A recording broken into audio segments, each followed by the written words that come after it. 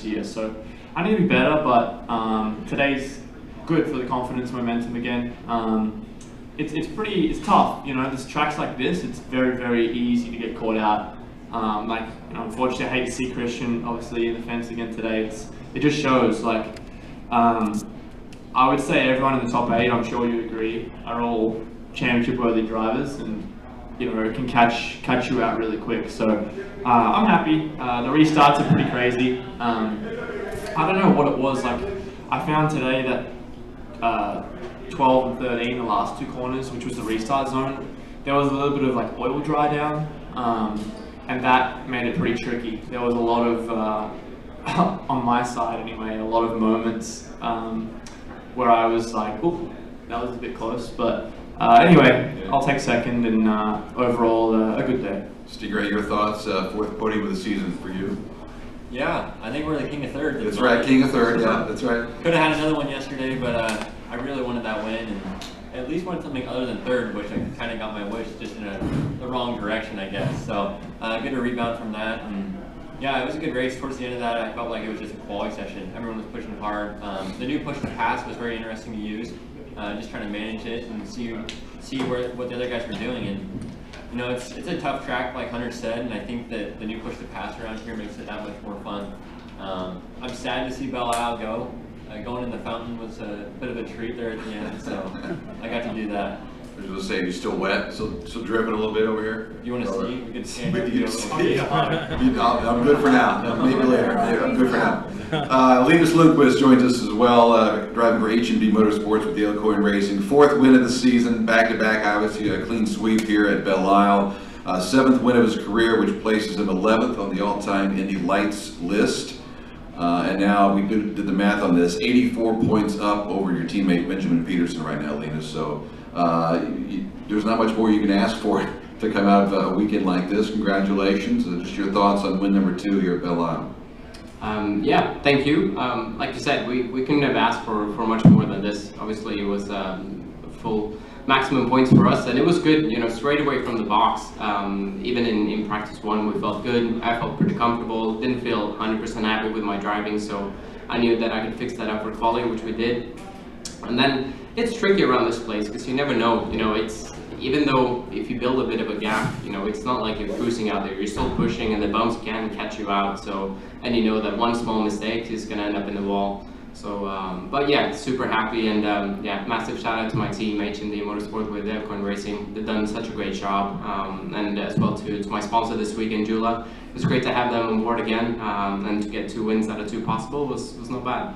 If you have a question, I think we have a microphone located. Yep, gentlemen, volunteer back here. If you have a question, raise your hand and we'll get the microphone to you.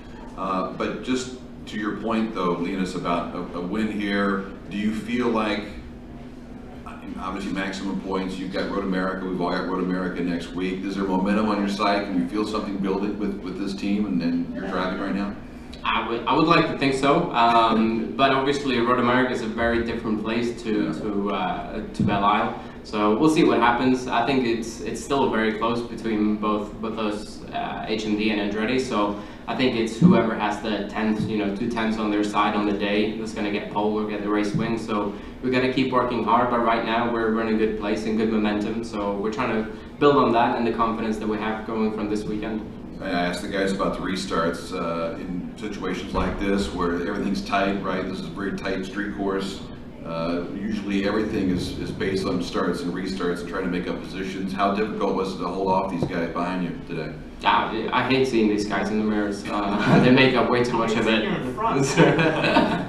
Yeah, no, it was actually trickier today than it was yesterday. For some reason, at least for me, turn 12 was a lot trickier. Yeah, so, and obviously, like, that was kind of my place to go. So I tried it, like, I think both of the times, but both of them, I ended up with, like, way too much oversteer. So had to convert to, like, almost, like, just focus on turn 13 instead, which worked well. And I think we were strong in turn 1, 2, and with a bit of the aero wash, I think we were safe into turn 3. And after that, it was just settling to a rhythm again. And obviously, look out with a push to pass, when to use it, where to use it. But yeah, it was trickier today than it was yesterday. Stigray alluded to this earlier, but talk about the push to pass a little bit. First time you used the IndyCar, NTT IndyCar Series style of that program. how does it change the strategy? Did you forget sometimes you didn't have it or did have it, or what was going through your mind? I want to know how much you had at the end. Both of you. Do you have any left? Yeah, I had like some 35 seconds. I had like a lot left. I forgot to use it in the middle half of the race, so then I just kept hitting it. And then I think I had a little bit left, but I don't know about you guys, but I've only done not many races in Light so far, obviously being a rookie, so the push pass thing's new to me, but it's kind of like, I think this is a lot better system, because before there was instances at tracks like Indy GP and Road America, not that I don't like good racing, but there's times where you pull away, but you get on a long straight and you're just a stranded duck. Like the toe is quite big, but like for instance at Indy GP, like I was just sitting duck and Frost drove past me in the mud with a 1.5 thing. So I like this more, this system. I don't know about you guys, I'm speaking on your behalf, but I think this encourages a bit more strategy. And even so, like you'd hit it before and you'd get 15 seconds, right? So sometimes you hit the button, you'd be in the brake zone, and then you'd be like not using like 7 seconds of the 15. So it almost, you get a lot more value for your pushes in this system too. So I think this is a lot better system than what it was before. Linus, your thoughts? Yeah, I think I agree a little bit, half at least with what he said. I think it was kind of cool to see the system with a 1.5 seconds, because I think it made overtaking easier, and I think that's what they wanted. Obviously now they try to do it more like IndyCar, which prepares us better, and it definitely, like I said, you get more value for your pushes, where to use it, how to use it, and I think maybe not as much here because the lap time difference wasn't that much because there's not that many straights, but at a place like Road America or like Indy GP, like the time difference is going to be huge. So where to use it, how much of you use, or do you save to the last 5 laps? I think that strategy game is going to be super fun when we go into next week to see what everybody does, because I think when we had a test here and some of the guys tested it, it was like 1.5 seconds a lap. So it wasn't like a few tenths here or there. So we'll see how it plays out next week, but it'll be fun. And last thing, if anyone has a question, holler, but last thing, just looking ahead, going from a street course like this to, you alluded to, much different road course, Road America, over 4 miles long, big runoff areas and that sort of thing. What do you guys expect going into Road America next week, all 3 of you? Hopefully more than a third. You're the king of the third. We just kind of penciled you in on this every race now, so. What do you expect? I think it's going to be very close racing. Sure, kind of like what Lean has touched on. The push to pass is going to be mega, you know. So that being said, it's not like you're going to be in a position, say the leader before has to sit there and pray that he's not going to get driven around the outside of the push pass. But now you can kind of, it's basically 2 guys on the button now with the draft, so it kind of cancels each other out. But I'm looking forward to it. I love Road America. I think it's one of the best tracks we go to, and a lot of racetracks. So it's a long lap, and you know, coil laps around there are really fun. I really enjoy quality in general, but I think the racing is going to be extremely close. It's going to be like at least 3-car battle for the lead, if not more. And I think, you know, the only way you're probably going to get away is if the guys behind are battling pretty hard and you can almost get a gap. But yeah, long straights there usually means a lot of drafting and overtaking. We do have a question from Zoom. Jeroen Dimmendahl has been patiently waiting. Jeroen, go ahead, sir. Thanks, Dave. Hey guys, Linus, I'll start with you. I'm calling in from outside Skyda right now, so you made Jula very proud this weekend. Hey, you're 84 heads now in the championship. Are you starting to think championship yet, or are you still very much, you know, keeping it race for race? I mean, you're always thinking a little bit about the championship. I think everybody does, but it's still like we still haven't reached halfway, and we know, you know, it's one race with a DNF and somebody else wins, and that sort of gets cut in half. So, you know, it can change quickly around here. Obviously, the double-header weekends were very important for us because we realized if we had a bad race and it's a double-header, obviously we lose double the points. So we just try to focus on having a good car on the double-headers and then just take it one race at a time. And if we have a bad race, we try to have a top 5 or a top 3 and just see what we can get away with. But yeah, obviously it's still a little early to think about the championship, and we're here to win. That's what we enjoy doing, and that's also the best way to try to win. So yeah.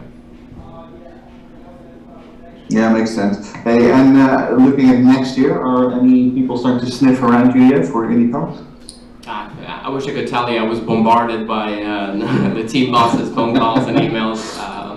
But, you know, obviously the good thing is that we race, you know, 1 or 2 hours before the IndyCar race, which, you know, even if they don't want to, they're bound to know who wins the Indy Lights race. And otherwise I'll make sure that they know. But, you know, we're trying to make things happen. Obviously the target is to be in IndyCar next year. And, you know, we do what we can, but nothing has been confirmed, or there's no test aligned or anything like it in SB yet. Okay, thanks. And Hunter, you had a pretty rough one yesterday, of course. Today must feel very good then. Yeah, I kind of said it before, like, it's been such an annoying year for me, just personally. Lots of pace, but not many results yet. So I've kind of found every way possible to throw away a good result this year. So it feels good. It feels good to obviously have a better day today. And I mean, it's learning, right?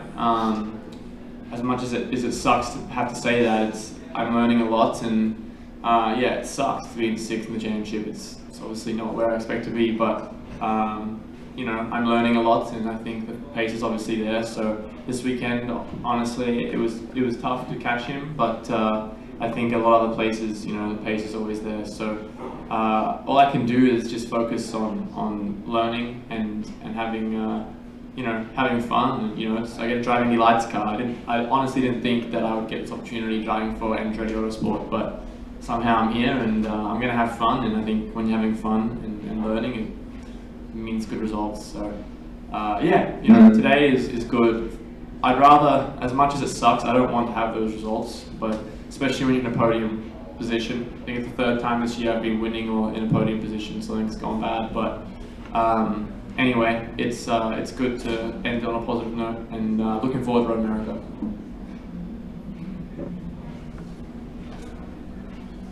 Ruben, thank you. Unless you have a follow-up?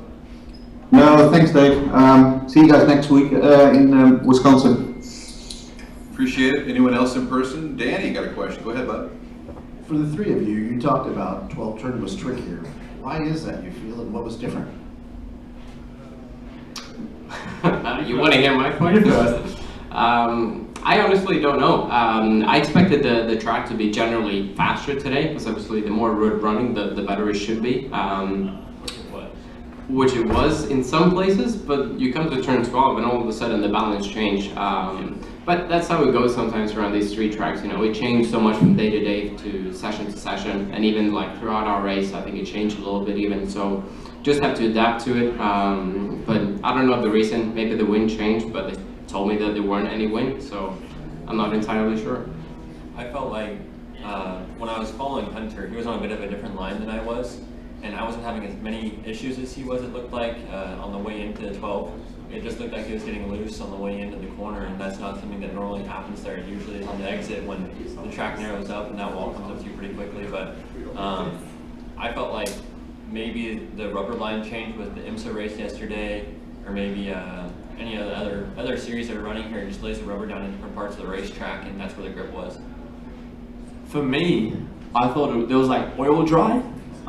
It was really off line, off exit, but it kind of, for me, progressively got better and better. But the only thing that I could really think was, I don't know if there was a Masters race before us or something, maybe some old car broke down and dropped some oil, and there was oil dry there. So I'm a pretty simple dude, so whenever you see oil dry, it usually means less grip. But yeah, it's these street tracks are very different. Usually there's always track progression, but I think this track in particular, like, we're doing like a lot quicker than qualifying in the race. So usually these weekends, unless it's rain or something, like the track gets better and better and better and better and better. But yeah, turn 12, it was never for me super comfortable. Probably, I mean, I'm interested. Stingray maybe thinks it's line dependent, which maybe it is, but yeah, I'm glad he was having trouble too, because I was riding that horsey.